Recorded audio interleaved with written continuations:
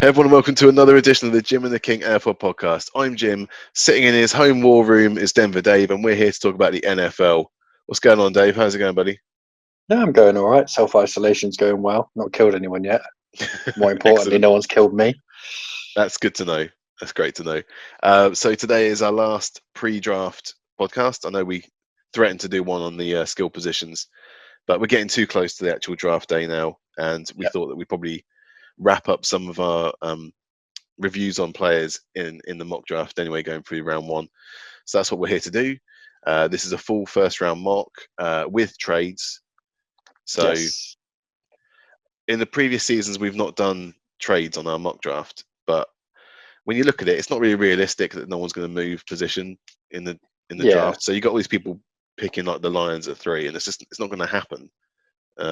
With how most people think it's going to shake out. So we've agreed the teams that are trading before this draft, so we're not going to spend ages jostling for which picks are being handed out. So we know who's moving where. The only rule we've got is that I'm picking the odd numbered teams and Dave's picking the even numbered teams. So it could be that we are the GM for the same team later on in the first round, depending on how it all shakes down. Yeah, it happens with the Raiders. The Raiders are picking at 12 and 19, so we get one each. Okay. So there you go.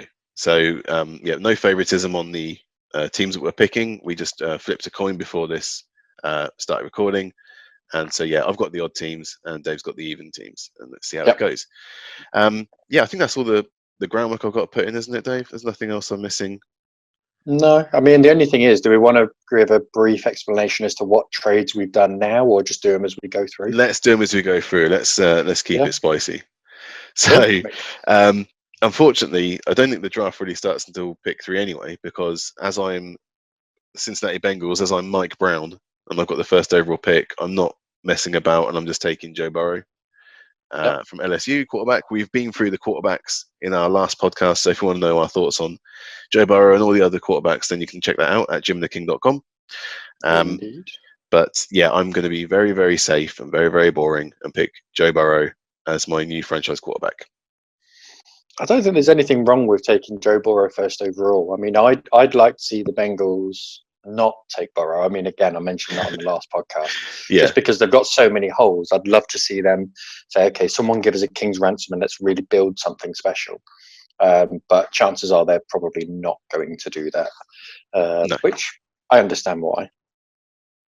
I just think that they've got an early second round pick that there's no reason for them to move back when they've got a chance to get a guy that could be their franchise quarterback for the next 15, 20 years. So if you've got the chance to take him, you take him. So that's my choice. Let's move on then, Dave. Are we going to stay boring at 2? Pretty much. I mean, this one seems pretty nailed on for me. The only detractor from this is if they decide they want Tua or Herbert.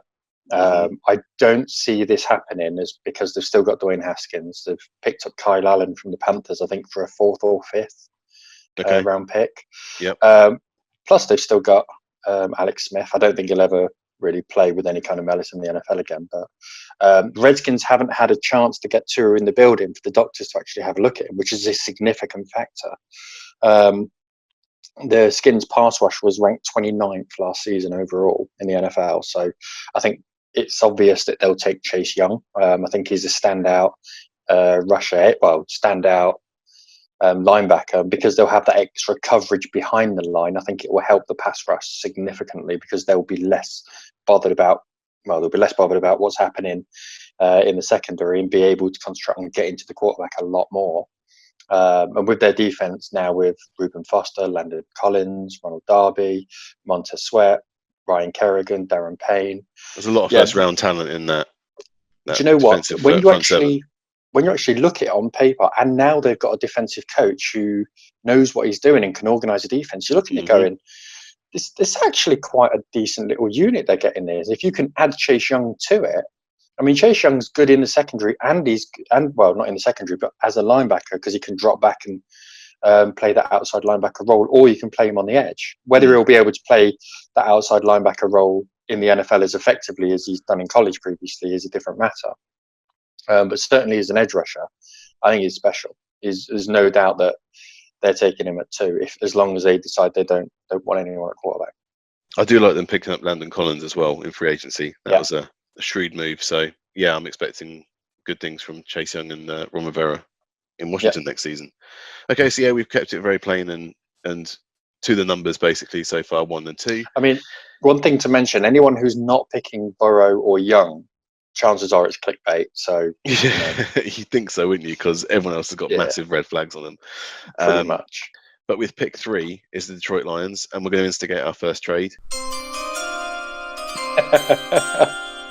So we've got the Miami Dolphins moving up because they've got the most draft capital in the world.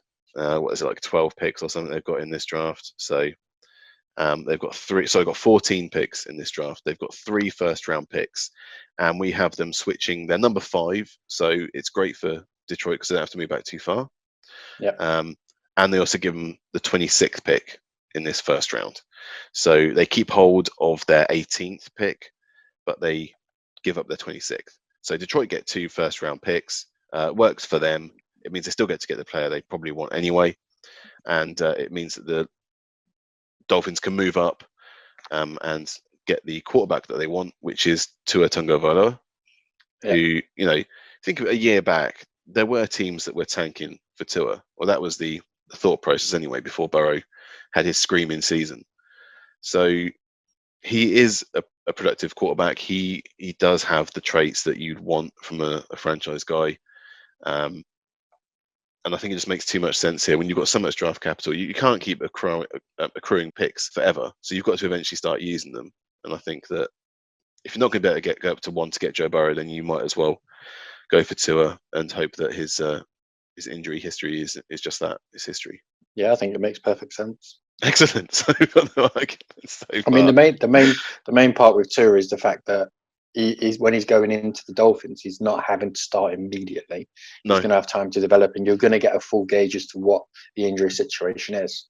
But I think he suits the way that Miami play. They're slightly gun-ho, but they can also scheme for plays as well. And with the guys that they've got coming in, I think it makes perfect sense.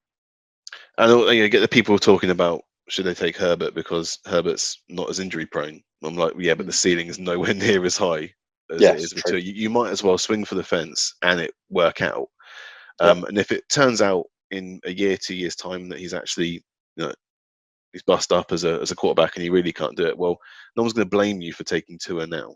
Or if they do, then they're just short-sighted anyway. So I wouldn't have a go at the Dolphins if that was the way it should. No, and on the flip side of that, if Tua turns out to be brilliant, then everyone's going to blame the Dolphins for not picking Tua in the first place. Exactly. So from the pessimistic perspective, it's a no-win situation.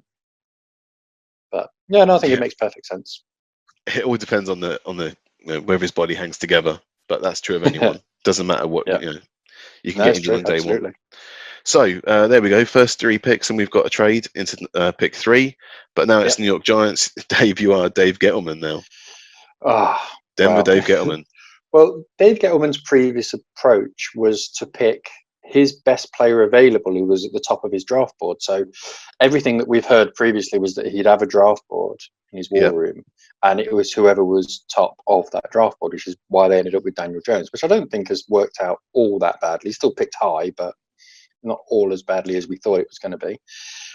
Whereas this year, everything that we've heard is that he's going to be picking the best player available, regardless of where they are. He did the same thing with Saquon Barkley, didn't he? Arguably, you could say that Saquon was, a better overall prospect, but not the position of need.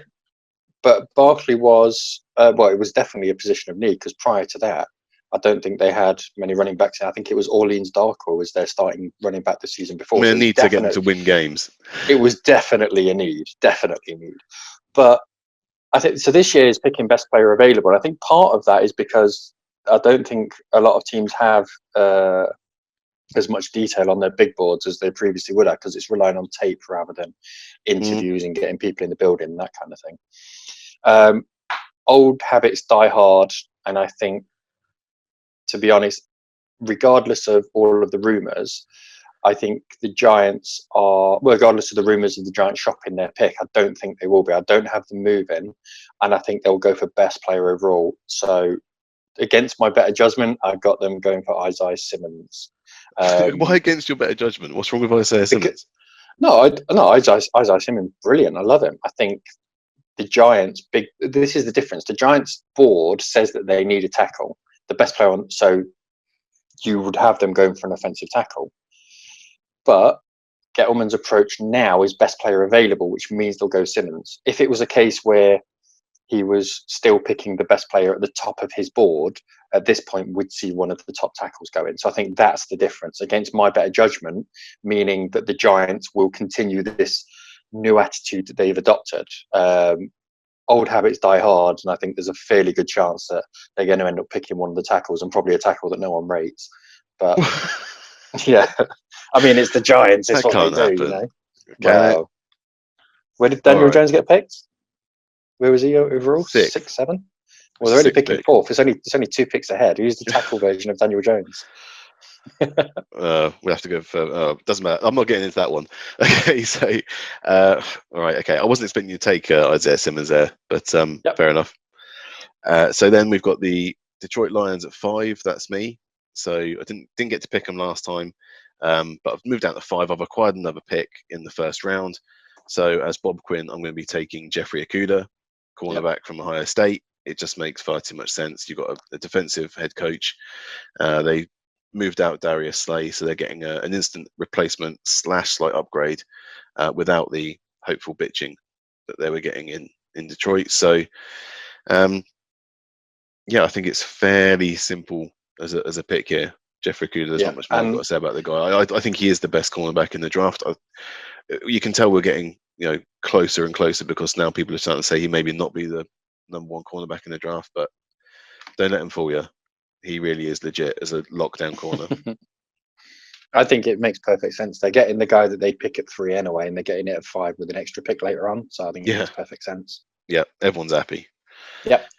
So there we go. I'm not going to say anything more about Jeffrey Okudah, best cornerback in the draft. So Dave, you are now Tom Telesco at the Los Angeles Chargers. California Chargers. So the Chargers have to pick a quarterback here. The only real choice is whether they go for Tua or whether they go for Herbert. Now, as Tua is already off the board, then by default, it's Justin Herbert. You're settling, are you? Pretty much. I mean, they've had Phillip Rivers since 2004, and I don't think for 1 second they'll want Tyrod Taylor as the face of their franchise in the long term. It may well be that it may well be that they stun us and they go with Jameis Winston or Cam Newton to pick up and then pick up a grade A piece at number 6. But I just don't see it. I think with moving to a new stadium and being the second team in LA, you're going to want a star quarterback. And if you look at Herbert, he fits the bill as a star quarterback in terms of his sellability. Big, strong, good-looking guy. I've done worse. I'm not sure if he'll start in his first year, but as a senior, he was Rose Bowl MVP. From what we hear, he's academically gifted, so he'll pick up an offense quickly. I've got no doubt that he'll go in there. Probably won't be a bust. Whether he'll be spectacular or not is down to opinion at the moment. We have to wait and see how he adjusts to life in the NFL. But generally, I don't think the Chargers go anywhere other than quarterback here, which only really leaves us with one choice. I don't think they're going to go for Love. I'd love them to go for Love. I think that'd be amazing, especially as a Broncos fan. That'd be superb. I just don't see it. So I think Justin Herbert's the sensible choice. Okay. And I think this from your next pick now, number 7. This is where the draft really starts. Oh, so I'm now Marty Herney. Yeah. So we had a real choice here. Do we trade out 7 at the Panthers? We opted not to because we thought that the Panthers would. There's a bit too much in it for them to want, and they've got decent draft capital as well. They do, yeah. They have to move out of a position, and they've got quite a few holes. They've got a brand new head coach in Matt Rule. Yep. So he's going to want to take as many picks as he can get, but the chance to get a number 7 piece here. This is really awkward now because I was hoping that Simmons would fall down to 7, but you've nicked him, and they don't really need an offensive tackle.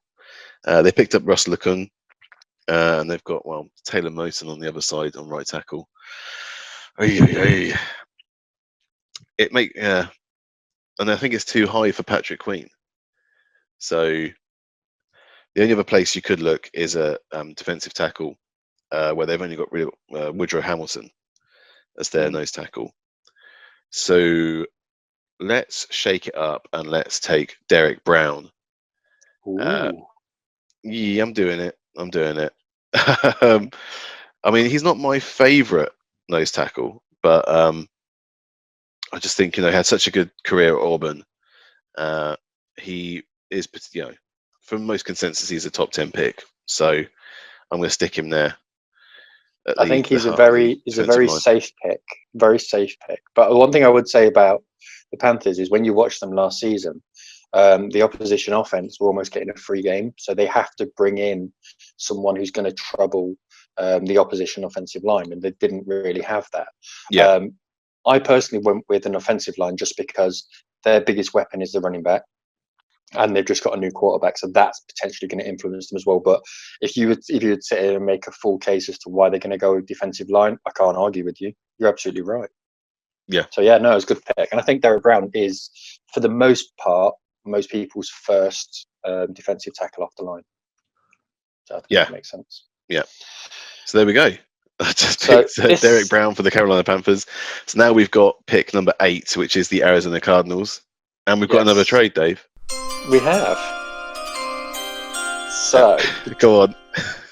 The Cowboys, we've got moving up from 17 to 8.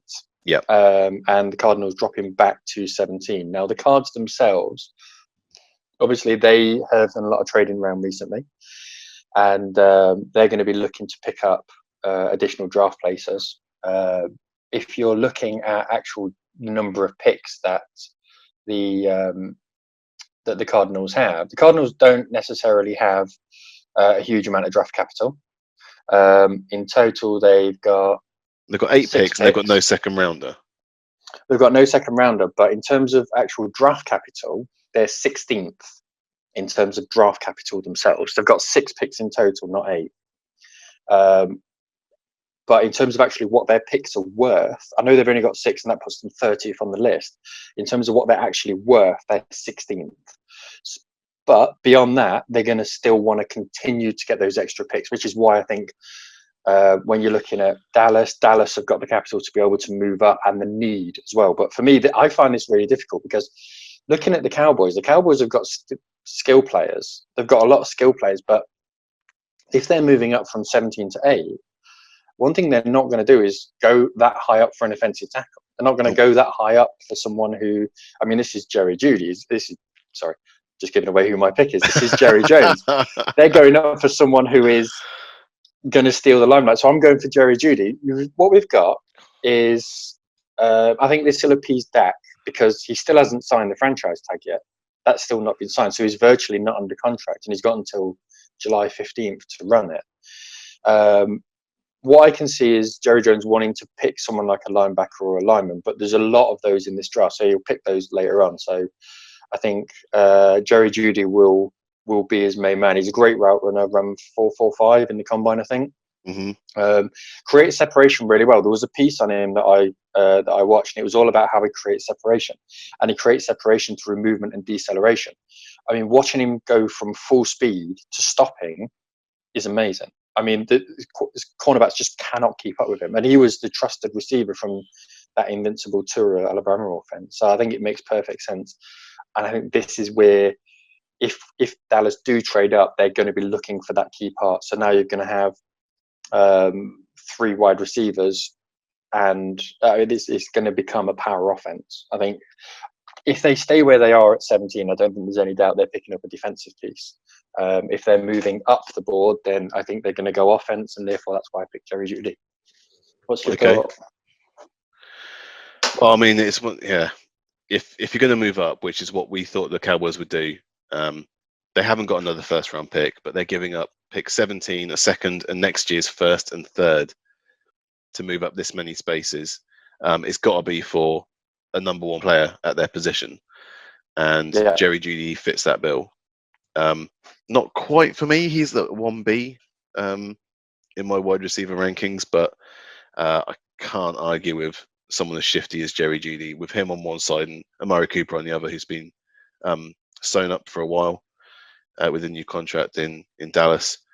Then it's a massive upgrade for them, and it means they're more likely to win that division that's up for grabs every season. Yeah, I mean, it's the one division where you look at and you can make a case for either of the two good teams in that division winning it, because I mean, historically it hasn't been the Giants or the Redskins fairly recently. We hope that'll change, but no, I mean, even up until what was it, the second to last game or the last game of this season, it was down to who was going to win it and who's going to make the playoffs. So yeah, I think it makes perfect sense. I mean, I would say that because I picked it. So. Thank you very much, Dave. So now we're on to 9, Jacksonville Jaguars. Yeah, they've got 12 picks in this draft. I just did in a UK fan mock draft. I was the GM for the Jags, and I couldn't trade, so just had to make my way through all 12 picks. I managed to pick up a player at basically every position. And one of the few things that are really annoying as the Jags GM, David Caldwell, is that actually their wide receiver group isn't that bad. They just picked up Chris Conley in the offseason. And Tyler Eifert, which I think is a sneaky good pickup as well. I like Tyler Eifert. I think he's all right.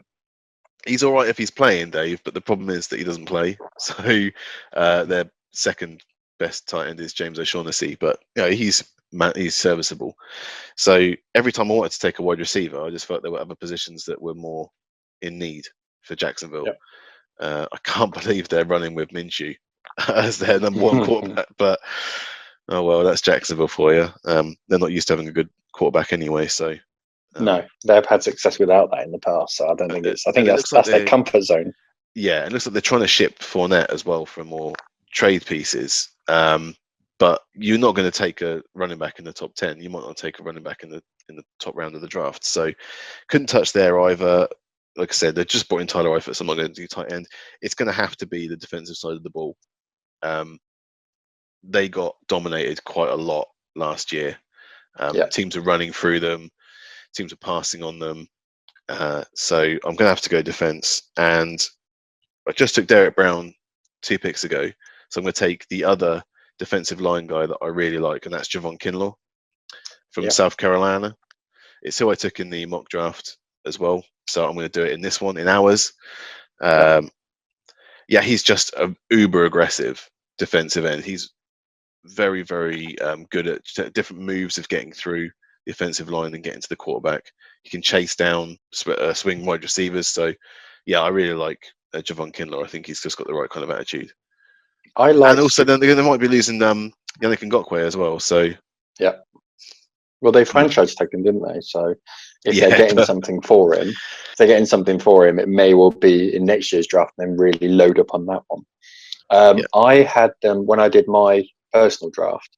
I had them going Derrick Brown, but as Derrick Brown's not on the board, I agree. I'd definitely go with your pick there. So it makes perfect sense. I mean, Javon Kinlaw's big, strong, similar, I think to what we've seen with them have success in the past with the likes of Calais Campbell. That guy who's able to battle his way through the line and rush from the inside. Yeah. So I think it's a comfortable pick. It's what they know. So yeah, I think it makes perfect sense. Thanks. Okay, so we're up to pick 10, and that's the Cleveland Browns. And there's another trade day. There is another trade. The Cowboys have screwed everyone by taking Jerry Jeudy off the board. Well, this is it. This is kind of the way it's worked out. It's worked out brilliantly. Yep. Because the Vikings obviously need a wideout. So they're moving up. Now, currently the Vikings have 2 picks in the first round, 22 and 25. Yep. They're trading both of those 2 to the Browns because we know the Browns can't go for one season without having more than 1 pick in the first round. Exactly. Yeah, this is a very weird situation for them. And Vikings will be moving up to 10, and Browns will be moving to 22 and 25. Yes. Now, had we decided that there'd be any more draft capital after that? So would there be any additional picks going? I don't think they need to. I think the move up to 10 from 22 to have 2 first-round picks, I think is enough for them to move up that many spaces. Looking at actual draft worth, so 22 and 25, if you add those 2 together, in terms of actual draft value, I think it adds up to about 3,000 because each draft position is warranted a point. Yeah. And the way that it works. So I did the maths on this move. It adds up to slightly more. So 22 and 25 added together add up to slightly more than the Browns have currently for 10. So there's a fairly good chance they might need to, as a sweetener, throw in a fourth or maybe a late third or something, just as a sweetener or something. But generally, let's not argue about that too much. Let's just worry about the first round. We're not giving up the future picks or anything like that. Maybe there's a later one. But. So the Vikings are moving up basically because the Cowboys have made the move on Jeudy. They've lost Diggs and Laquan Treadwell to the Bills and the Falcons, respectively. But they've still got Adam Thielen. Yeah, I think he did okay last season. He was there as a good foil. He was a first round pick for them. Didn't work out. No. Well, they've still got Adam Thielen. They've made, and so I think it will make a nice tandem with Thielen, Rudolph, and for them picking up CeeDee Lamb. Now, it's with CeeDee Lamb, it's all about what he does after the catch. So he's a good route runner, makes good separation. He's great hands, but it's what he does after the catch. He'll catch the ball, immediately change direction, make players miss, and gain first downs, and sometimes gain 10, 15, 20 yards. I mean, these are college secondaries he's going against, but that will still translate in some way to the NFL. Before the projected trade, the Vikings had 12 draft picks. So don't be shocked if they had another wideout later in the draft as well. They had a huge number of draft picks, but in terms of draft capital, they weren't that high. So I expect them to go wide out again, maybe third round at the latest. But yeah, I think they have a need at wide receiver, and that's why I would see them moving up. So this is crazy because in many, many mock drafts that I've been checking out, we've lost about 3 or 4 offensive tackles by this point, Dave. We haven't taken one. Yeah. No. I think all that's about to change fairly soon, though. It's happening right now with the Jets. Because as much as I would like to take a wide receiver here, their O-line is atrocious. Yes. I mean, if you look at it, it's all late round flyers from other teams that have moved across to the Jets. Their highest drafted tackle on the right-hand side is Chuma Edoga. And he was a third rounder last year for the Jets. So they need help quick. And if they can't take Jeudy or CeeDee Lamb in the top 11, then they might as well take the best left tackle in the group. So I'm going to go with Tristan Wirfs. Yeah. From Iowa. It's kind of a toss-up here when you're looking at the offensive line. Because some people have got Jedrick Wills from Alabama as their top tackle. Others have got Andrew Thomas as like the most solid offensive tackle. But Tristan Wirfs just seems to have a combination of that. And I didn't think it was like all of them have allowed like 1 sack between them for the entire last season. So it's really pick your poison there. They're all amazing. I just see that Tristan Wirfs usually goes at the top of these ones. I think I've watched quite a bit of tape on these. And Tristan Wirfs isn't my favourite. I think pound for pound is the best athlete probably in the entire draft, considering his size. He's a freak. I mean, he did 485 40 time in the combine. He could probably play as a defensive tackle. If it doesn't work out at offensive line, he could probably stick him in at defensive tackle and do a good job. My issue with him is his lateral movement isn't that quick. He plays a bit too upright, and he's not the only one who has that issue. And a lot of the time, he ends up on his arse a bit too much. The amount of times we see him going down in college. I think if you can get someone who has a good offensive lines coach and you can be patient with them, it's okay. Let's just take it one bit at a time. Let's turn you into a real good lineman. I think he's got an amazingly high ceiling. What we've seen in recent times is that linemen, especially offensive linemen, take a year or two because of the restrictions that are being placed on full pad tackling and full pad practices. They take a year or two to really worm into it.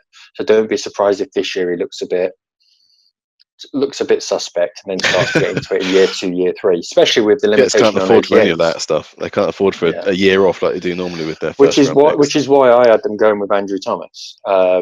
But I mean, we'll come on to him later. I think it's right. Their line is so bad they have to pick someone up, and they have to pick them up quick. And they've got George Fant at left tackle, and Alex Lewis, left guard. Connor McGovern, the guy you know about at centre, ex-Bronco. Colin McGovern, they've just signed him. I think he's a decent centre. I think he's okay. Yeah, he's all right. I don't think he's too bad. I just don't think he's worth the money that they've paid him. They threw a huge amount of money at him, and as soon as that happened, normally when a player gets poached from your team, you offer them a contract that's slightly less that they've been offered, just to see if the loyalty would keep him. We didn't even bother because we'd have been offering him 6 or 7 million below what they were offering him. It was crazy. It's crazy money. Yeah. Okay, so there we go. We've taken the defensive tackle finally off the board. We have. Flying in the face of other mock drafts, but that's the reason you watch this one, is because it's different from all the others. So there we go. Now we're on to the Las Vegas Raiders. Mike Mayock finally gets his claws into this draft. He's got, like I said, 2 picks in this first round. So what's he doing, Dave, with his first pick? Now he's got no wide receiver. So the Raiders don't have a second round pick. So the Temptations think that they'll go big with the first round pick in terms of draft strength. In terms of draft strength, they're 6th overall, so they can pick up a wide receiver and don't have to do it immediately. Now, in the drafts that we've already seen, Jeudy and Lamb taken off the board. And if we've learned anything from 2019 draft, is that Mike Mayock does what he wants and doesn't follow the consensus as exhibited with the Cleveland Ferrell and Josh Jacobs picks. Therefore, I've got the Raiders going for a guy who fits the bill for what we've seen of them. They're picking a guy who is a strong leader. He was a walk-on at Oklahoma when he was just 17 as a day one starter. I mean, that doesn't happen. Wouldn't be shocked if he moves up the board a bit higher than this, maybe. Wow. I think there's a lot of people who at the combine were interviewing him and was stunned, and it's kind of buried away within little comments that people are making when everyone talks about him. Say everyone loved him, but it's kind of a throwaway comment. Kenneth Murray I think he fits exactly what this new version of the Raiders want: a young, tenacious, hard-tackling leader on defense. And I think he is properly brilliant. I think he's superb, and he fits exactly what they want from him. Now, the only argument to this, there's no doubt that the Raiders want him. I'm not saying they'll definitely get him, but there's no doubt the Raiders will want him. The question is, do they go for a wideout because we know that they need one, and risk Kenneth Murray still being there at 19 later on? Or do they just go, he's the guy we want, let's go and get him? And that's exactly what they did with Cleveland Ferrell and what they did with Josh Jacobs. Said, he's the guy we want, let's just go and get him. Yeah. And I think that's why Murray goes here.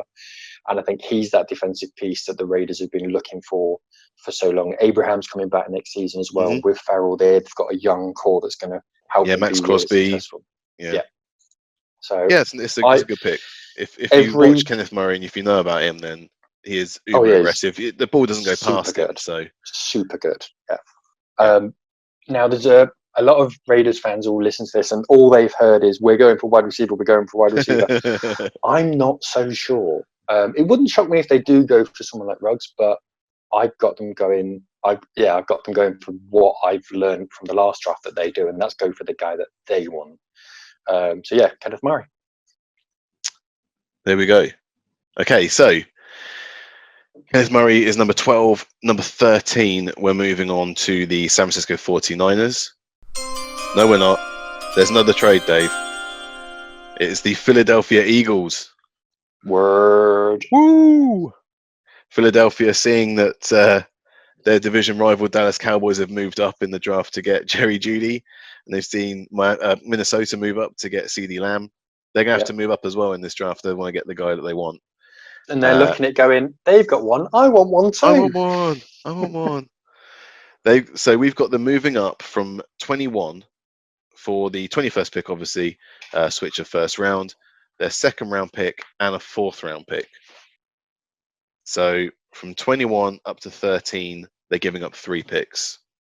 To do it, they haven't got a lot of draft capital else to play with.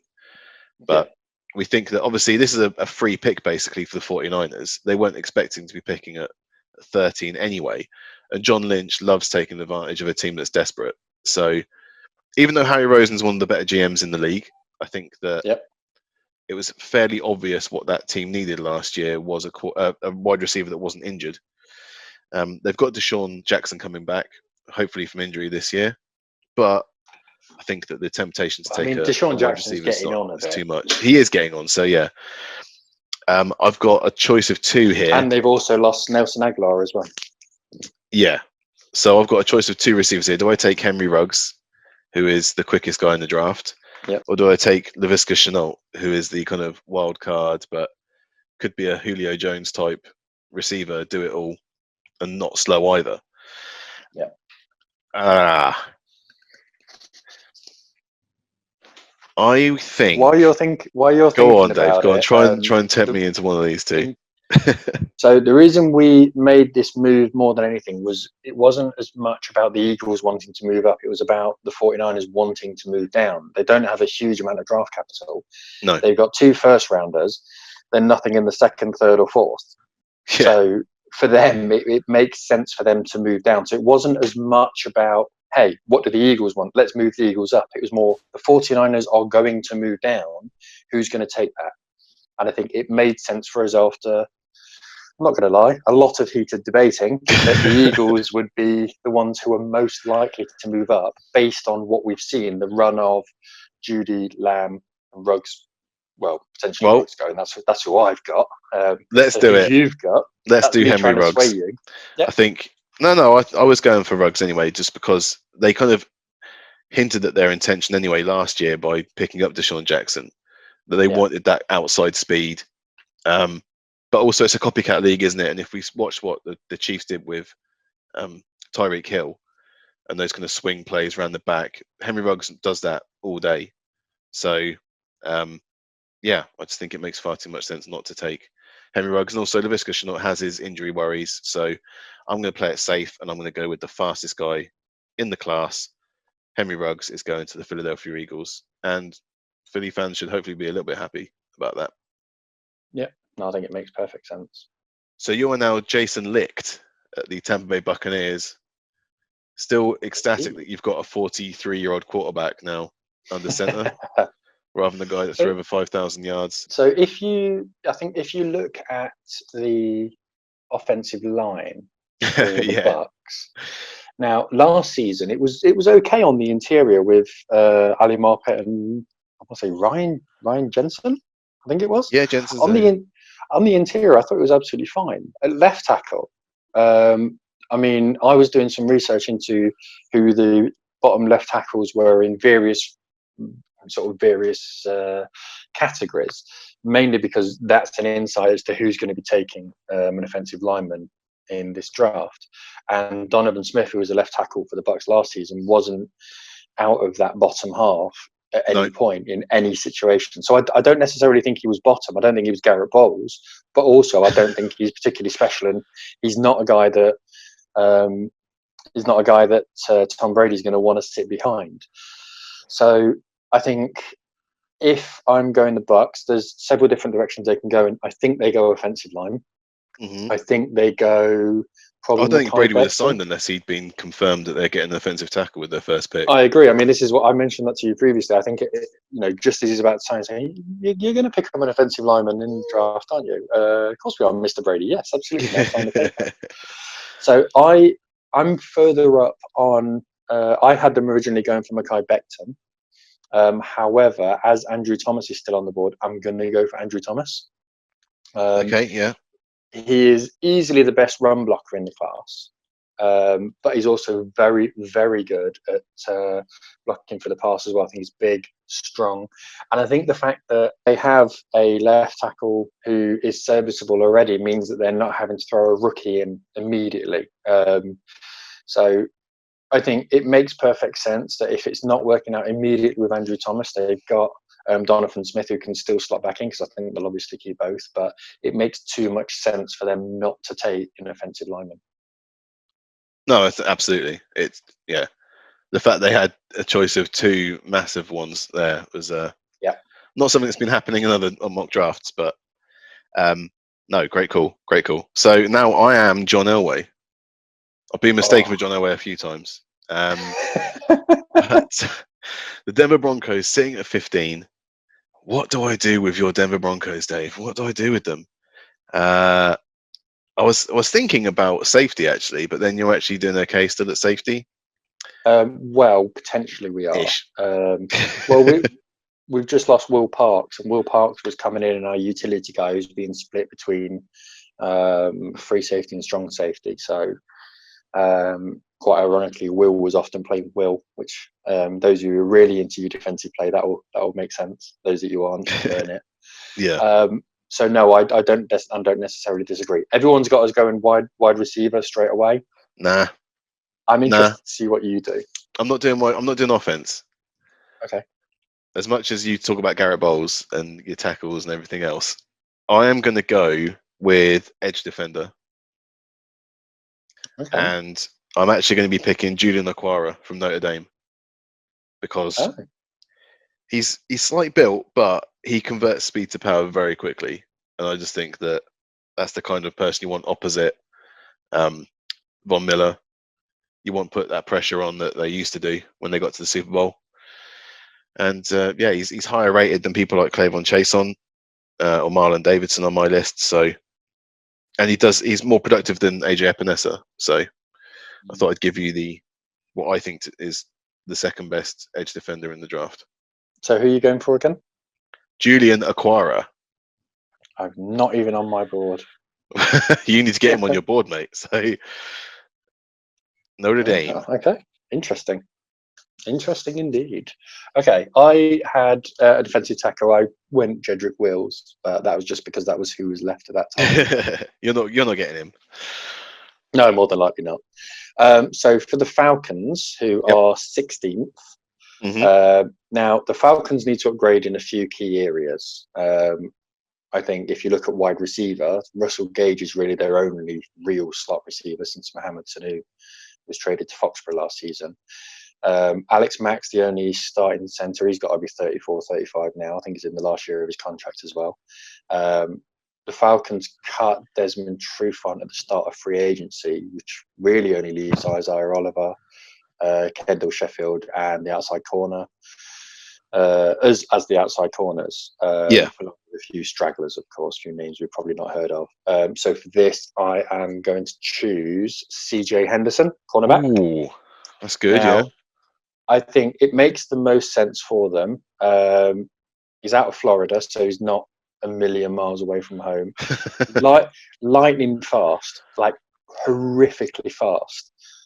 He does miss a few tackles, though. That's the only reason. I mean, I'm not saying he misses tackles all over the place. He does miss a few tackles, though. That's why he's not up there being rated as one of the better corners that we've seen in previous years, where you're looking to go around about 10th or so. But smart guy. I mean, he's one of those guys who looks as though he covers well on man and zone. So I think he's one of those guys who's going to be a success long term in the NFL. And he's definitely 100% the Falcons need to pick up a corner at some point. So why not go early? Absolutely, yeah. They're starved at cornerback. That's one of the worst cornerback groups you're going to see in the NFL. It's the worst I remember seeing for quite some time. Yeah. So now I'm the Cardinal. I'm Steve Keim, and I've moved out from 8 to 17. Channel your inner Steve Keim. Hit yourself on the head with a brick a couple of times. Yeah. This is so easy. I'm picking up Jedrick Wills from Alabama. Okay. Quite how he got down there, we'll never know, apart from really looking at this draft board. But absolutely ridiculous. I need to protect Kyler Murray, and I've got some wide receiver pieces thanks to my raping of Bill O'Brien. So, it makes complete sense to take an offensive tackle, especially one of the three best. A lot of people have him as their number one as well. So, not too much thought has to go into this one. Jedrick Wills, Alabama.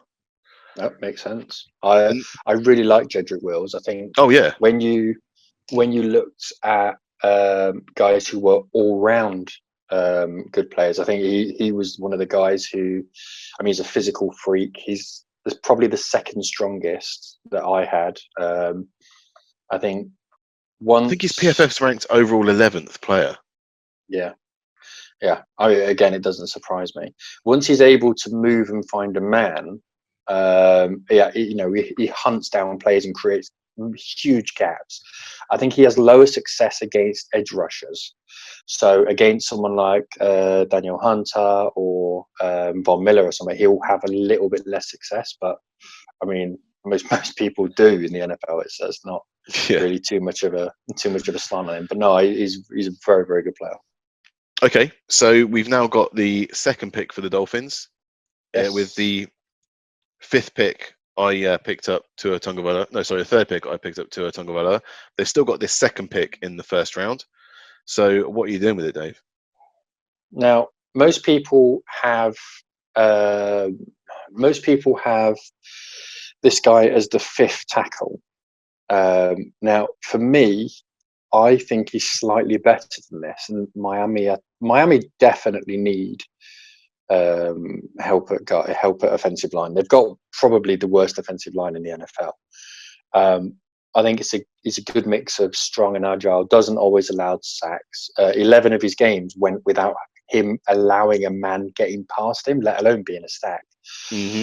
Started 45 games across 4 years in college, so seasoned. Has good strong hands. Doesn't tend to get beat over the top. So I'm going for Josh Jones. Josh Jones. Josh Jones. I really, really rate. It's not fashionable. No. I think no, the only thing that might affect his attractiveness to NFL teams is that he hasn't had to play in a standard NFL set. So by that I mean the level of competition he's been playing at has been quite low. So he hasn't had to play in a standard NFL drop back. He's playing for the Houston Cougars. So he hasn't had to play standard NFL dropbacks in too many games. I mean, there's a couple of games I was watching him. He's played against 3-3-5 college defenses, which you just don't see. You don't see teams playing a 3-3-5. You just don't. So I think there's a level of question at the level of competition he was at, but he was so far and above everyone.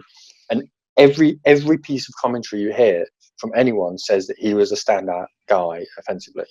At the Senior Bowl. When it came to the Senior Bowl, everyone loved him, and I think it's so Miami for them to go and get the guy who is going to shock and just be superb. Everything I saw about him, he looked brilliant. I don't remember seeing many people getting past him. To have 11 games without letting a man get past you, that's amazing. If you're going to be taking Tua Tagovailoa with the third overall pick, you need to start protecting him straight away. So 100%. Yeah, that makes absolute sense that you're taking an offensive tackle there. And see, we've taken the top three off the board. So Josh Jones is your next one up on your board. So sense. Okay, so I'm now Mike Mayock. And thanks to the Chicago Bears, still dealing with Khalil Mack, I've got another pick here. So we don't have a second round pick. You picked up, who was it? It was Kenneth Murray you picked at linebacker. Kenneth Murray at linebacker, yeah. Which is a great pick. But I'm going to have to give one of my two mediocre quarterbacks something to play with. I agree with you here. I think they go wide receiver here as well. I think we may disagree which one, though. Well, I've mentioned him already, but Laviska Shenault is going to be the guy that I'm taking. Like I said, he can do everything. It's just that he has got an injury concern. And a couple of kind of tiny things to improve, but he's come from a small school in Colorado. Hey, behave. The Buffaloes, mate, you know. Hey, the Buffs. But the Buffs play Pac-12. They still play Pac-12. It's not as though he's, at Wyoming or something like that. The problem was I think this guy's legit, so... Yeah, no, I think he is. I think the problem was last season he had Steven Montez thrown at him. The first games I tend to watch are the Colorado Buffaloes. When we went to Denver, we went to go and see a Buffs game. We just couldn't quite make it in time.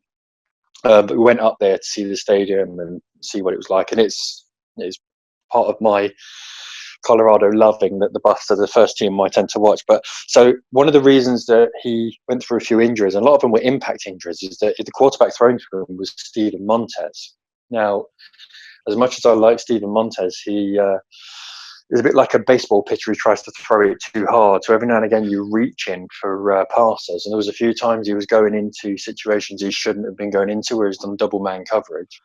and getting hit from both sides and going out with injuries. So a lot of the injury concerns aren't pulled muscles, aren't tissue muscles, and that it's just impact injuries. So if you've got a guy who's got injury concerns, they're the injury concerns you want, the impact injuries, because you can take them away from that. It's the opposite side to Will Fuller, for example. Will Fuller's constantly pulling different muscles, whereas the other side of it is Wes Welker is just getting hit. You can take the hit, it's fine. You can steer him away from that. So I think it's a good pick. I would have had Justin Jefferson, but I think I'm not as high on him as other people are. I just think like he's a Jefferson. product of the system rather than. I think it was a bit too easy for Justin Jefferson last year. I agree. But there we go. That's been my criticism on him as well. But you can only go on what you've seen of him so far. That's fine. I went for the guy that had the rubbish quarterback thrown at him and still producing, and looking special far too often. So he looks like a Mayout guy to me. Someone that Gruden will love to play with. So that's the discussion at number 19. We're on to pick 20, and this is the Jags' second pick, thanks to the trade out of Jalen Ramsey to the LA Rams. So first overall, we had them picking Javon Kinlaw. Yes, so they've covered off defensive end position there. They have. There is another need they have defensively, though, which is why I got them going for AJ Epinesa. So the Jags have holes all over. Epinesa hasn't gone yet, has he? No, he hasn't. I'm just double checking, and I got a sudden attack. He's already gone. I think so. They've got holes all over the team. As I mentioned, they've got 12 draft picks, so they've got lots of time to fill them. I think at this point, they go potentially the best player on the board, or the best player on the board in accordance with their needs. I think so. Looking at Epinesa, he's big, strong, heavy set defensive lineman. One of the heaviest defensive linemen in the draft. Moves really well for someone who's 6'5". They've had success again with guys on the defensive line.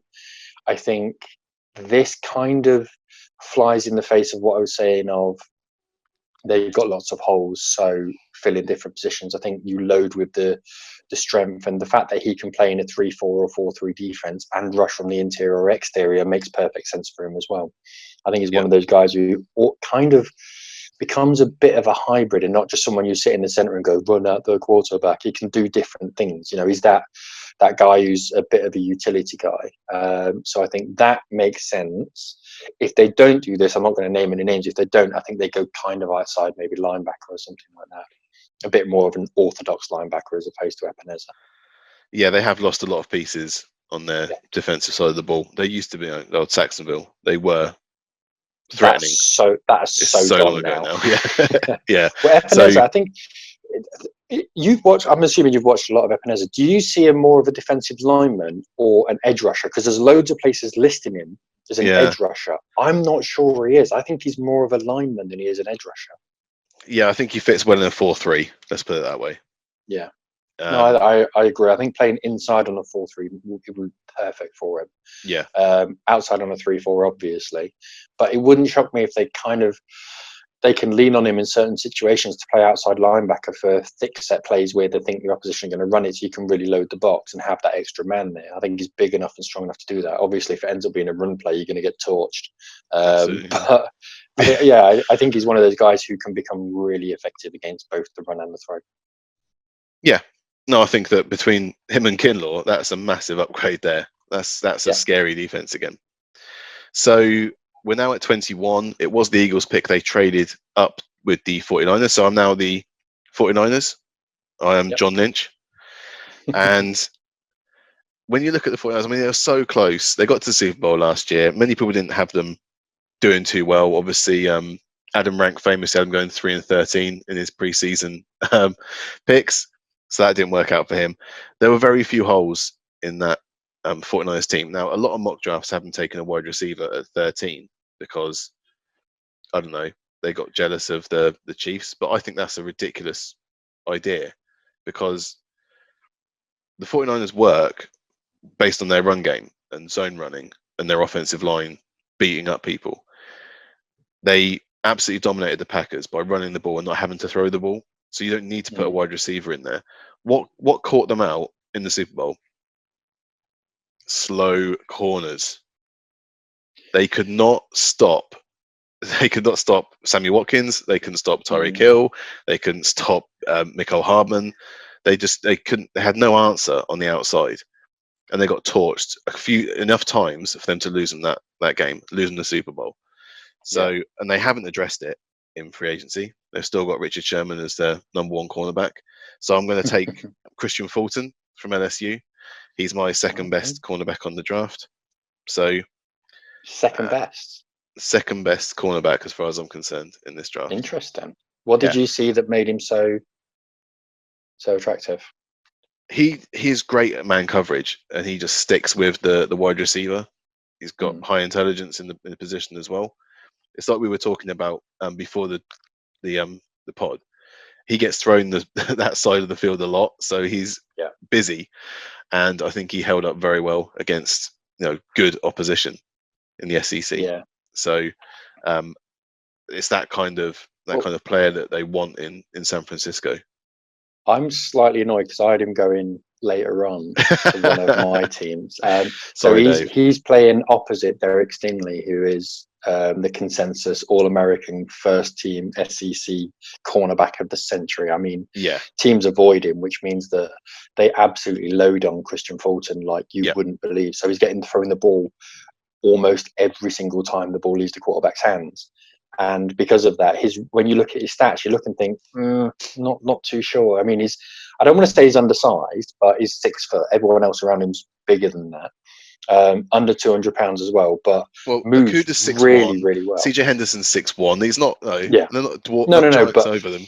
But they're all over 200 pounds. They're all bigger guys. So when I say he's undersized, I'm not just talking about his height. He's a slightly more slender guy. But I mean, he's older than all of them. He's more experienced. He's the only senior really out of them, other than Jeff Gladley, and they're not picking him in the first round. So I think it makes perfect sense. I think he's very, very underrated. I'm just slightly annoyed that you stole my thunder. That's what I think it's drafts. A great pick. It is. Okay, so we're now at 22, and this was the Vikings pick, but we've just had them move up. So it's now the Browns. It is. First of their 2 picks. So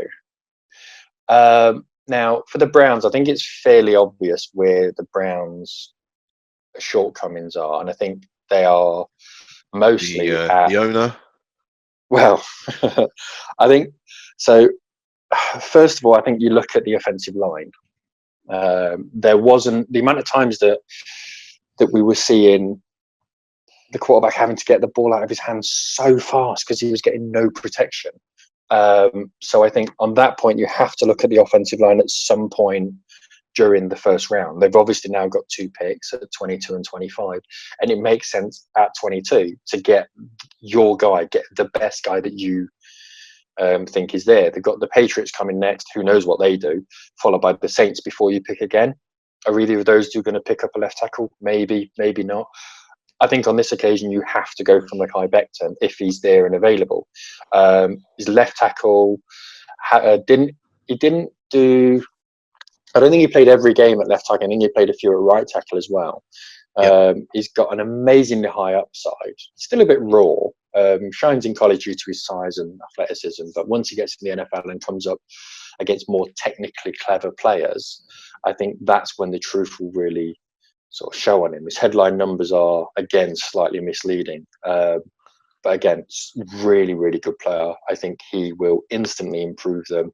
The combine didn't do the 3-cone, which I thought was I was a bit disappointed with, because he's 6'7". You want to see how quick they can do the 3-cone, just to see what his movement's like. He didn't do that. I did a 5'140", which I think is kind of what you expect. But no, Mekhi Becton he's from USC. I mean, he's done everything that you expect him to do in college. Had a good combine, has drafted well, has interviewed well.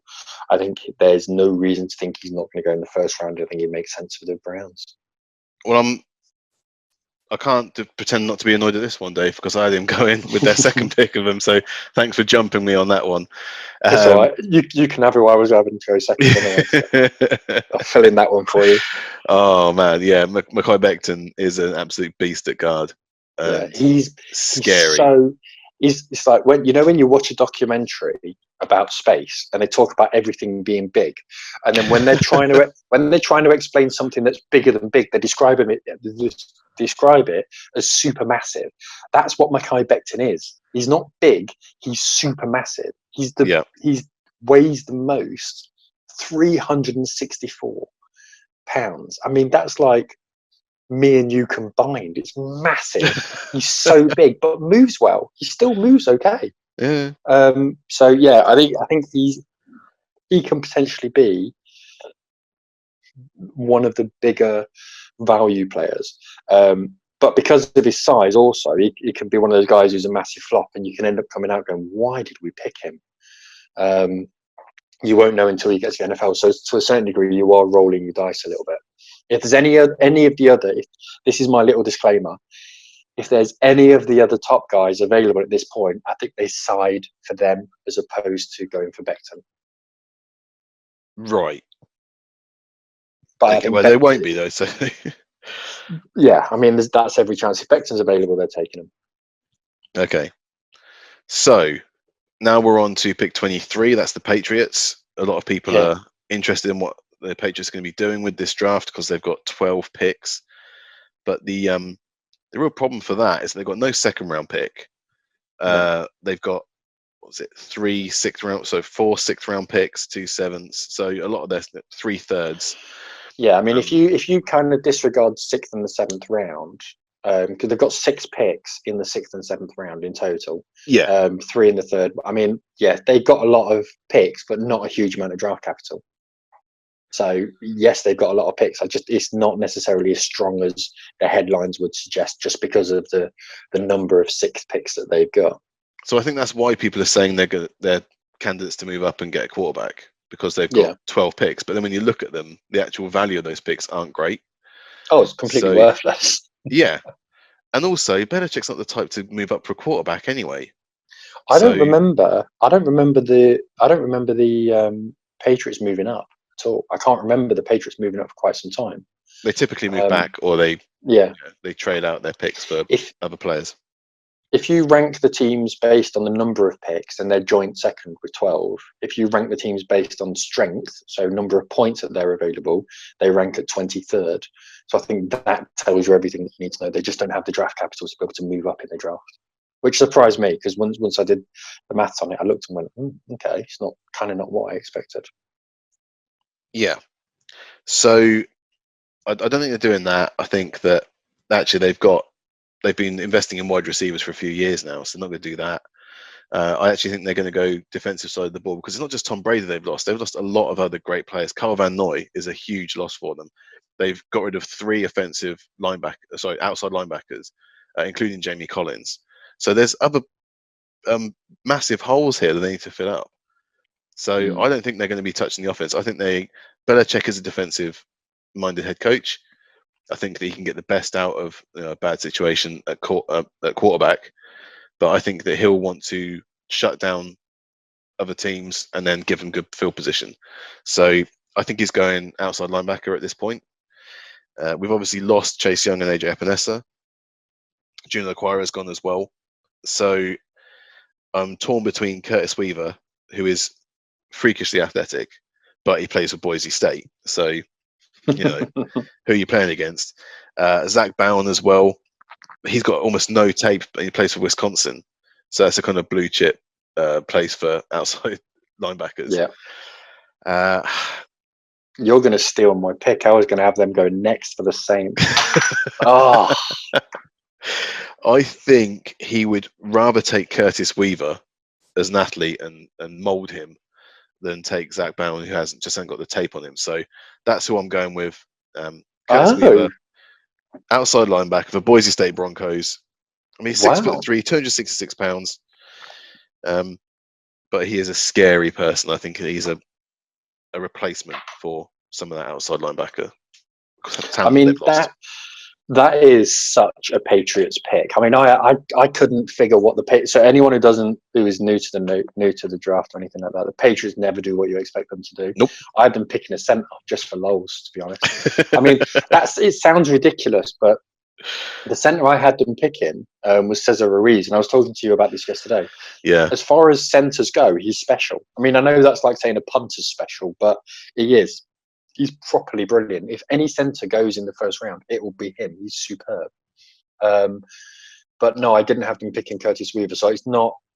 I don't think it's out of the realms of possibility, just in the fact that it's a weird pick. I think the knock against getting Cesar Ruiz at that point is that they've got Joe Thuney and Shaq Mason either side of David Andrews at centre. Yes, so I think it's not the biggest weakness for them. It's not, but at the same time, how many times have we seen the Patriots pick a player in the first round who isn't necessarily an immediate need because they've got an eye on the long term? So that's fine. I just think he's going defense. I think that he's had to give up several years of first rounders into offensive players, and so this time he's like, no, it's my turn now. Yes. He is the GM. Only the best head coaches are also GMs, you know. Well, our friend in Texas is a testament to that. Absolutely. I think now he doesn't have to pander to I don't want to say the ego of the quarterback, but certainly the demands of the quarterback who holds a lot of power there as well. I think it would be a bit weird in hindsight if he didn't go defensive side of the ball, because that's where his heart lays. So yeah, I think it makes sense. Just before everyone cries about Curtis Weaver not being a first round talent, PFF have him as their 26th overall player. So I thought he was one of those guys who's going to sneak in the back door if there's a run on linebackers. So yeah, the player that I thought you were going to go for is who I'm going to go for now at 24 for the New Orleans Saints. Mm-hmm.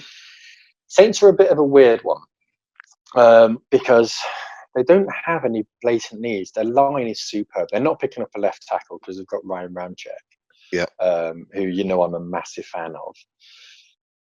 The fashionable thing to say is they need a quarterback. I think they're still invested incorrectly. I think they're still invested in their backup, Taysom Hill.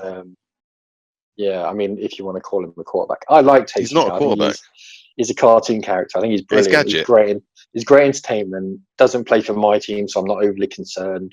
I think he's good to watch. I think he's very, very good to watch. They put a first-round tender on him this year as well, which says that they're serious about it because they're going to have to pay money that is relative to that first-round tender. Yeah. I am going to go for Patrick Queen. Now, the reason I'm going, I think on the face of it, you look at it and go, why are they going to go linebacker? They've got talent there already. But I think at this point, when you're down at 24 and you're in the sort of lower echelons, you're going best player available. Patrick Queen, for me right now, is the best player available. LSU is starting to really pull out some decent linebackers. I think Devin White last year, Quan Alexander. He seems to be able to diagnose a play really quickly. A bit of a ball hawk, but also able to drop back and fill a man. Phrasing? Play man or fill a deep hole. Hey, phrasing! Has lateral quickness, covers passing lanes really well, but has also got the size and strength to tackle a tight end as well. So we're just done with phrasing, right? That's not a thing anymore? I think in the game tape, the interesting thing I saw about Patrick Queen was in the game tape, you see him organising the team pre-snap. So whenever they're coming up against a team who are changing what they're doing, he's the one saying, go here, do that. And he could be one of the real casualties of this draft dropping down the list because of the run on certain positions that he's going to be outside of the top 10. I think in previous years, you would have seen a player of his caliber going much, much higher in the draft. The guy that he reminds me of more than any, I think, is probably Derwin James. I don't think he's as much of a ball hawk, and obviously Derwin James is a safety. But in terms, remember that game again when James came up and played linebacker against the Ravens in the playoffs? Yep. He was that kind of ball hawk linebacker, middle linebacker, outside linebacker. It kind of reminds me of that's what I saw from Patrick Queen. He'll obviously be less effective in the NFL, but real talent, real talent. He's a bit of a tweener, isn't he? Because he's so quick. He's sideline to sideline. Yeah, absolutely. And again, really annoying, Dave, because you just stole him from who I was going to take him now. For the. Do you know what? You've got to be happy as well if he gets stolen from the Browns, because it means you don't have to play him twice a year. Because I'm now going to do something I really don't want to do. So I'm now Andrew Berry, and I'm going to. I really wanted to take Patrick Queen there because I've sorted out Mekhi Becton, offensive guard, so that's great. You look at the depth chart for the Browns, they've obviously got a good front four on the defense, fairly decent safeties. So again, we haven't taken a safety yet, but I don't think they're the team that needs it. Two very good cornerbacks. I don't think there's that many good safeties in this. I think there's only 2 good safeties in this actual pick. Yeah, that's what I mean. There's only 2, and I don't think they're particularly going at the top of the draft. Maybe not round 1 talent, but I'm going to look at their middle linebacker group because Joe Schobert is one of the people that I really liked for the Browns. One of the very, very, very few, probably a class of 1 players that I like for the Browns. He's gone now, so I'm going to stick in someone that I really don't want to see go there, and that's Willie Gay Jr. Okay. Son of longtime Steelers cornerback Willie Gay. Willie Gay Jr. plays for Mississippi State Bulldogs, and his draft stock has risen. The reason that he's not the number 1 overall middle linebacker in this group is because of his off-the-field red flags. It's never stopped the Browns before, so that's why I'm taking him. And so, okay, they're red flags, but they're not the worst red flags in the world. It's not like, he's got this videotape of him beating someone up. He had a fight with a quarterback once, and he cheated on a test. Now, do I really care about him cheating on a test? I mean, we've all cheated on a test. Let's not lie about it. Yeah. I did it regularly. But I had a scheme going where someone else was doing my test for me. It was great. Yeah, but looking at how he plays on the field, he is an absolute monster. So I don't want to see him go to the Browns and play against my Steelers twice a year because he is dangerous. But that's who I would take. If you've taken Patrick Queen away from me, then I'm going there. Do you think so? This is as much a question as it is a statement. I'm genuinely interested in what you think of it as well, in the fact that there's rumours that Beckham's going to be going. So, I mean, there are only rumours and he's still there at the moment. But because there's such heavy rumours that he is going to be going, you have to look to replace him at some point. So why not do it now? They've got an extra first round pick that they weren't banking on. Combined the fact they've got a second round, 2 third, and etc. etc. So, as this is kind of a bonus pick, can they just go a bit glory and go wide receiver and get a sexy player who's gonna, make everyone just really get behind the Browns again? Because that traction that they had last year, behind the Browns. Well, that traction they had last year, where there was genuine fear of the Browns by a lot of people. Yeah, I mean, it's something I've never experienced and probably won't experience for quite some time. But I think that's something that they really enjoyed in Cleveland as an organization. So it would make sense for me if they do go for that sexy signing of trying to get someone who, would grab the headlines. I'm not sure who's available at this time, but you're right. It's definitely a possibility, but like I said, at that point in the draft, I just thought there's a position of need that's really there. They haven't got a lot of depth at wide receiver, but we know how deep this draft is. So I would expect them still. Okay. I mean, it was. In round 2 or 3. I wouldn't expect them to go wide receiver in round 1 in any way. But as this is a bonus pick, that was just a thought that was popping out there. Talking of wide receivers, we've got the Dolphins at 26. Ooh. Now, as you're giving them a. But this is not the Dolphins because it's now the Lions because they traded up to 3. Yeah. This was the Dolphins' 3rd pick. It's now the Lions' 2nd pick. Ooh, they're still getting Jeffrey Okudah for me. Okay. I'm going to go for a guy who I really, really like. Massively underrated. I don't think he'll go in the first round. So what are you doing, Dave? Come on. The reason I'm doing it is because their offensive line is terrible. Like, horrifically terrible. So I'm going for the best offensive line player who's available right now. And that is Matthew Pert. Now, I'm fully expecting you either to know everything about him or nothing. No, I know about Matthew Pert. I really, really, he's on my sleepers board. He's from the University of Connecticut, so staying quite local. He's not a million miles away from Detroit. Nope. And he's played, I mean, the thing is with Matthew Pert, first of all, he's 6'7", so he's absolutely massive. He played left tackle in sophomore, moved to right tackle after that. I mean, honestly, I cannot describe how I cannot describe how excited about this guy you are once you see what he does on the field. He just moves players at will. He looks smooth, protects the inside for the run, protects really well for screen passes. I mean, the amount of times you saw him running down the field, taking men with him, it was kind of, anyone who's seen The Blind Side, the film The Blind Side, and that point where all of the scouts see the video where Michael Orr's running the guy down the field and then sort of pins him over the bench. There was one point where that's what you saw, and he just looks so big, so powerful. The problem is he's not playing in a stellar division. No, he's not. He's not. But at the same time, he still looks like a man amongst boys, and that's what I'm saying. I don't think he'll go in the first round unless there's a run, as we've seen on offensive tackles. The big bonus is the fact he can play at left tackle, can play at right tackle, and I think he even played a few snaps at guard as well. So yeah, Matthew Pert going to the Lions at 26. Yeah, from Connecticut. Yep. Yeah, it's definitely an interesting one. It's a free pick for them basically because they're moved down. So they got two very, very good players there in Okudah and Matthew Pert.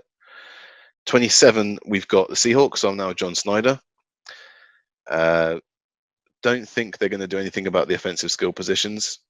They're going to hope that Chris Carson comes back and is actually healthy for a season at running back.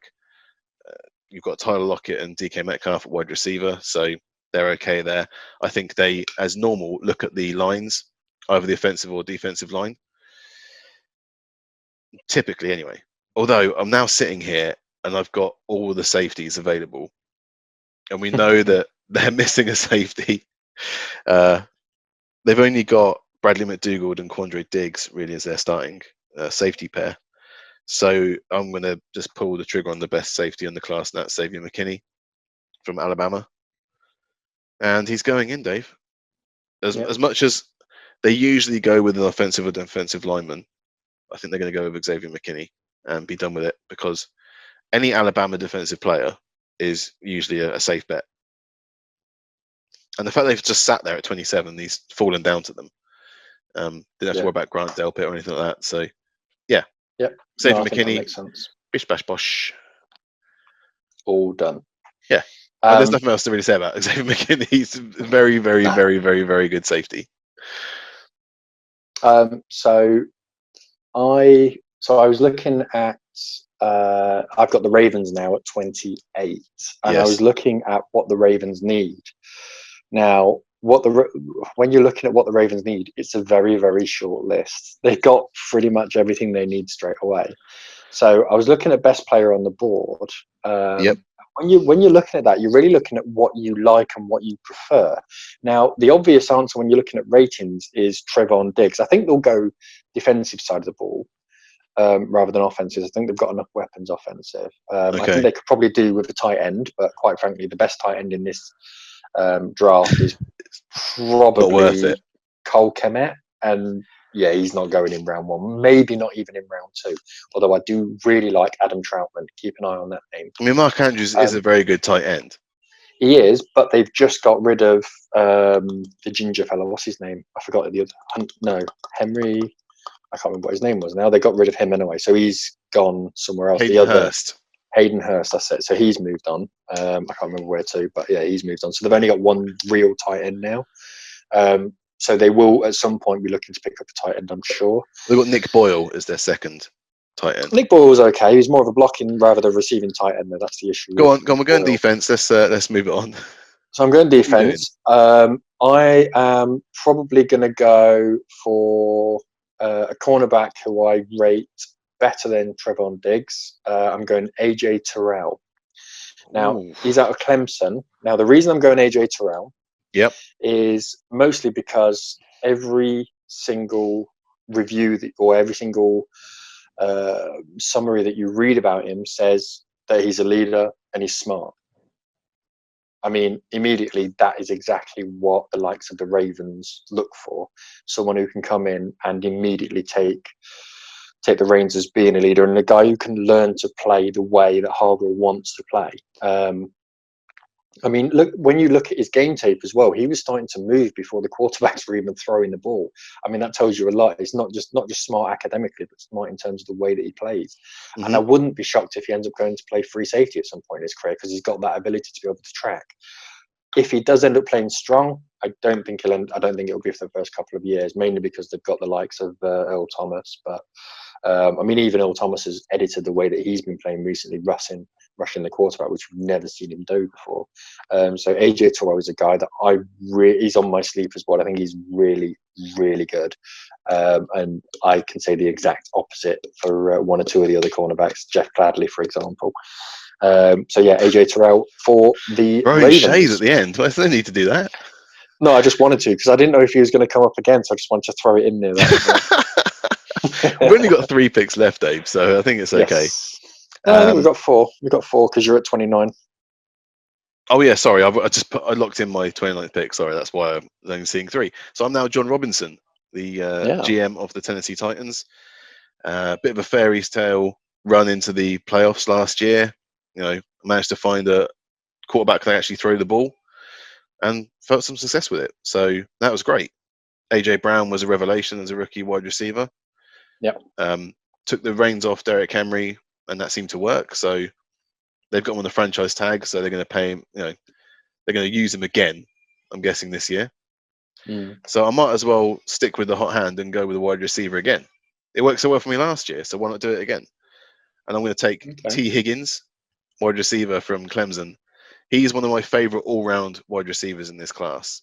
I like T. Higgins. He's big.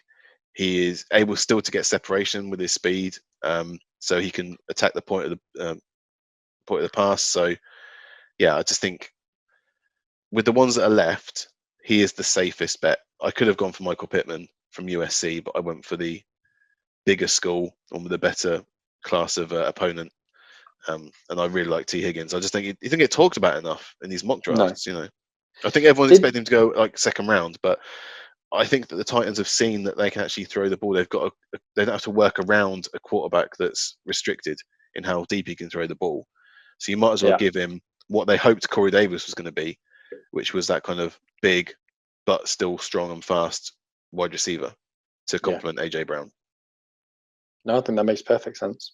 Thank you. When I was watching T. Higgins, the player that he reminded me of most? Go on. Cortland Sutton. Ooh. So he's not a speedy guy. Quick enough. I think there's enough in him to know he can get down the field. Yeah. And obviously with Trevor Lawrence throwing at him, he was doing all right in terms of accuracy as well. Yeah. I think the thing was, when you look at his reception, I think he had less than 60 receptions, but had more receiving yards than Jerry Jeudy. That tells you a lot. I mean, he was the go-to guy, but he was the amount of times he would get the ball and create separation and create yards just through his movement and the way he'd go up and get a ball. And again, I've said this before a few times. I guarantee, I don't know this for sure, but I guarantee at some point he has been on a college basketball team, or he's a very, very good basketball player, because he's got that ability to take in a ball and that ability to be able to basically create a play from nothing. So where you think there's going to be a bat down or it's going to be intercepted, he's able to create that. That reception, his actual catch radius is massive, and I think he's unlucky that he's in this class. He's only a junior, so if I was him, I would have held on for another season and try and go next year, because I think he would have gone a lot higher. Yeah. I really like T. Higgins. I think he's great. Excellent. So we've got 3 picks left. You are now Brian Gutekunst, one of the sweetest names in the NFL. GM for the Green Bay Packers. Yes. Now, when I was looking at the Packers, I was looking at, when you look at their team, they're a good team, and I think they're one of. If you look at last season, so I think they were 13-3, and the only games they really lost were the 2 games against the 49ers, and they got battered each time. Yeah. Now, on that basis, they didn't score enough points, but they also didn't stop the 49ers from scoring. Couldn't stop the run. They couldn't stop the ball over the top. Now, the Packers were one of the few teams that were really allowing the 49ers to go over the top of them. So I've gone cornerback just because they've got two young. They've got two young corners. I like Alexander. I think he's good. But they did invest a lot in cornerback a couple of drafts ago. They did, and these are the two guys who they've got right now. So it was Alexander and not Alexander. What was his King? King.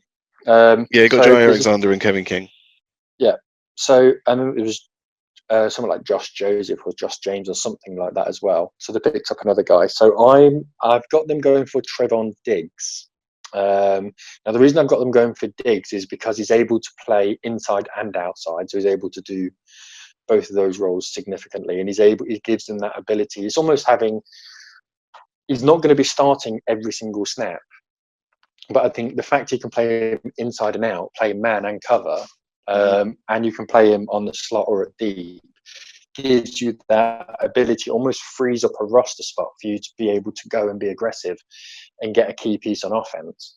I still think there's massive holes on offense for the Packers, in terms of tight end. I mean, I'm sure they'll be ruining the loss of Jimmy Graham this season. And they still haven't really made any great replacements on that front.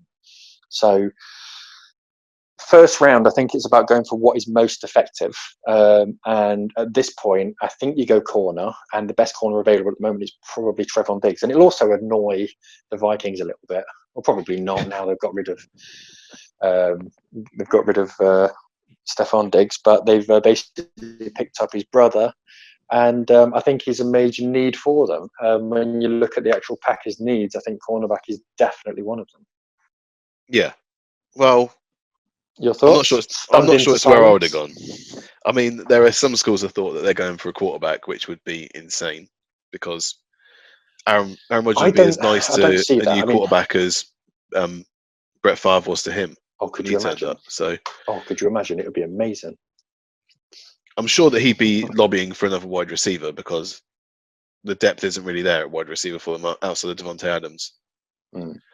So you could make that argument. They also got absolutely pounded on the ground by the 49ers.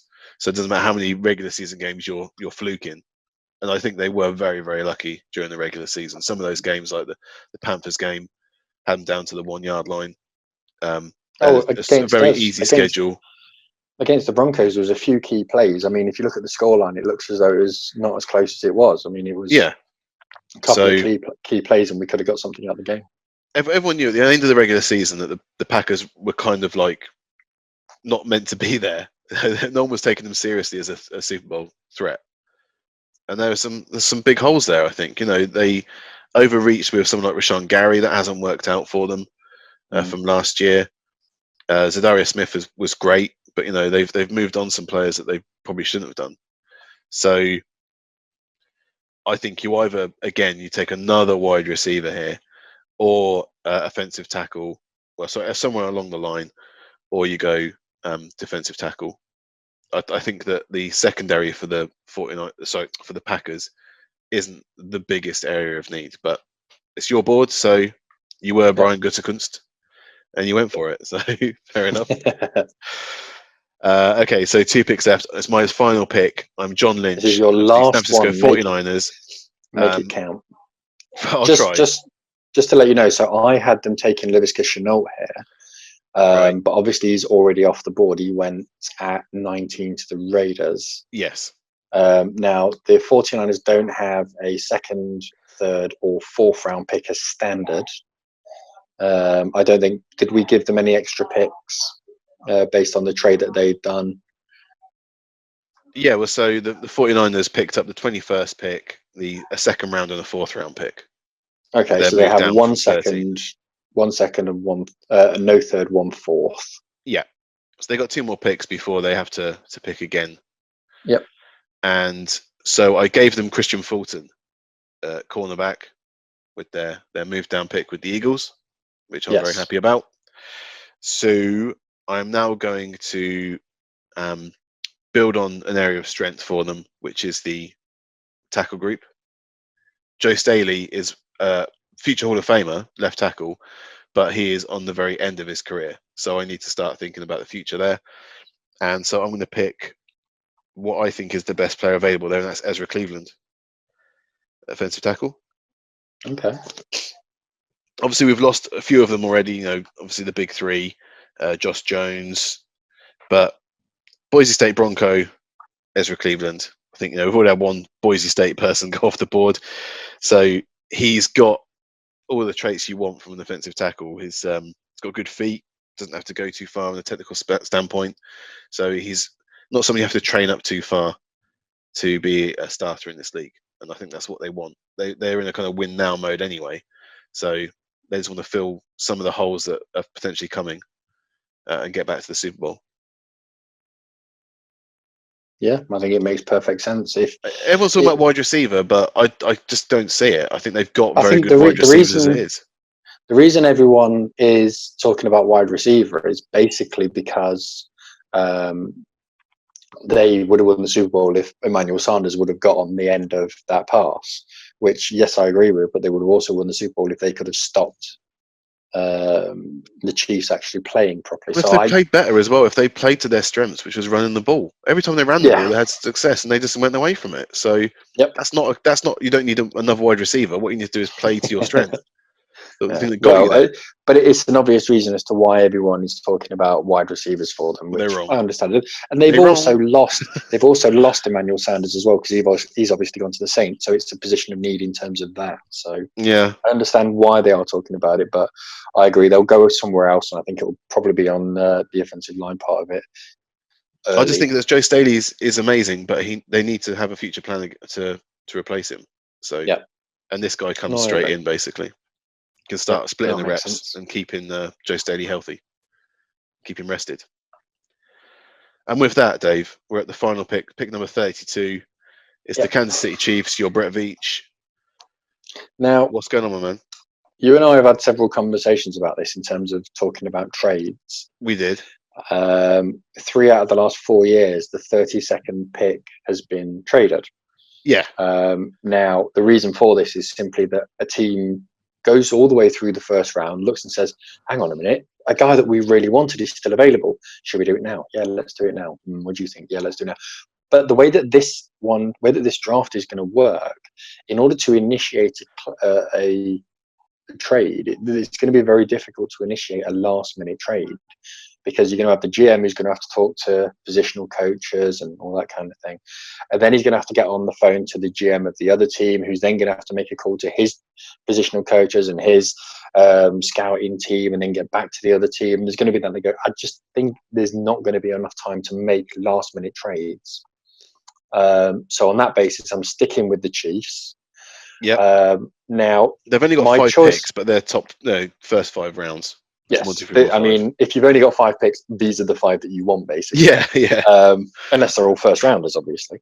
Now, I've penciling in, so I've been writing down who we've been taking as we've been going, and I've been looking on them. There's one glaring omission at wide receiver. I think they're going wide receiver here. No. Yes, they're bringing back the entire wide receiver core, Dave. They're bringing back 20 of the 22 starters from the Super Bowl. I will explain why in a moment. Go on. Now, first of all, I think they're going wide receiver, and I can't see the name Justin Jefferson, but I thought we'd taken him. He's not gone. He's not gone. So I'm taking Justin Jefferson, LSU. There's obviously it's probably so. LSU are bookending this first round of the draft with the quarterback and the wide receiver pair. Yeah.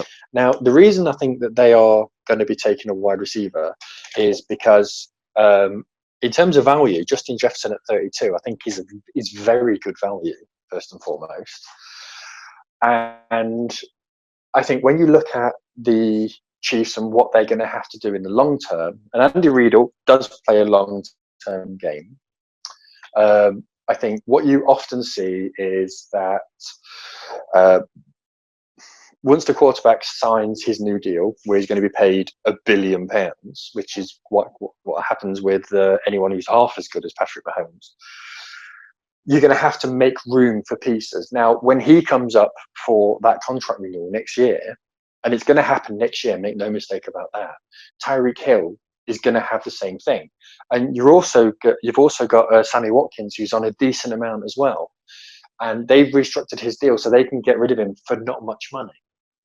So I think yes, Sammy Watkins has been brought back, but there's a fairly good chance he's been brought back in lieu to, look, we're going to probably get rid of you if we can get the guy that we want. If Justin Jefferson falls back to 32, I think they're going to get him, because they're going to be able to take the money away from Sammy Watkins and give it to their all-star quarterback, who's in only his third year and been on the front of Madden, won a Super Bowl. They're going to have to pay him $40 million a year or whatever it's going to be. Exactly, they're going to have to pay him $40 million a year. And as much as I hate to say it, and I will say it through gritted teeth, he's the best quarterback in the league. So they're going to have to give him a new deal next year, right? Which means they're going to have to get rid of people who are earning too much money, and Sammy Watkins is one of them. So, well, they've restructured his contract, so they've already dealt with that for the time being. They've restructured it, but they're still giving him $8-9 million this year. So when it comes to getting rid of him, they're not going to want to get rid of him and not have someone to replace him. I mean, last year there was news breaking of Tyreek Hill's off the field antics, and they went out and drafted someone second day immediately, Mecole Hardman, who's basically a clone of Tyreek Hill. So there's that long-term thinking straight away, going, okay, there's a problem, let's go and get someone. Let's go and get someone now. I think this is a similar thing. If they don't draft a wide receiver now, I think they'll go safety, because last year we saw that there was an issue towards the end of the season with Juan Thornhill when he got injured. Sorensen had to go in and fill in at safety, which he did okay at. He did very well. I think he's not a natural strong safety or free safety, so I think there's sense that they'll go and pick up a free safety if they fall in love with someone. Don't be shocked if they go out and pick up a wide receiver, though. That's my top tip this point. The Chiefs will pick up a wide receiver. I think they'll obviously pick up a safety. I think that goes without saying. Ending the first round of the 2020 NFL mock draft, number 32, the Chiefs pick. Who is it? Justin Jefferson. I forgot. I completely forgot what I said then. Justin Jefferson. Justin Jefferson. So not Jalen Reagor or Michael Pittman. If you're going for a wide receiver, you want to go. No, the other wide receiver. Well, I was going to say the other wide receiver that I really liked was Brandon Ayuk. The problem with Ayuk is the fact that there was quite a few fumbles. A few times the ball came to him and he lost possession after the catch and was running forward. Smaller school as well for Ayuk. It is, and it's something that's going to keep him out of the first round, I think. Oh yeah. Sorry, carry on. No, that's okay. So there we go. That is the first round. Obviously, we had to instigate some trades in there, so who knows how it's actually going to shake out. But hopefully, that we've drafted based on positional need and who we think is actually going to go in those positions. Yeah, that's our mock draft and our pod. Make sure you're checking us out on Twitter at Jim and the King, at Denver Dave 30. Give us a reaction to this, comment on our picks, say how we got it completely wrong for your team. Insert X player here as to why we overdrafted or underdrafted them or overlooked them. So yeah, it's a mock draft. It's just for fun. We just try and get as close as possible to what we think will happen. I can't believe we didn't take an offensive tackle until pick 11, but that's just the way it shook out. Mostly Dave's fault for not taking an offensive tackle at 4. I don't agree with what he did there. But say what you don't agree with, and check us out on jimandtheking.com and our podcast, which you can find for free from iTunes or Double Pod, everywhere that's good for podcast hosting. Podcast Addict as well. That's the one that I Podcast Addict. Excellent. Okay. Yeah.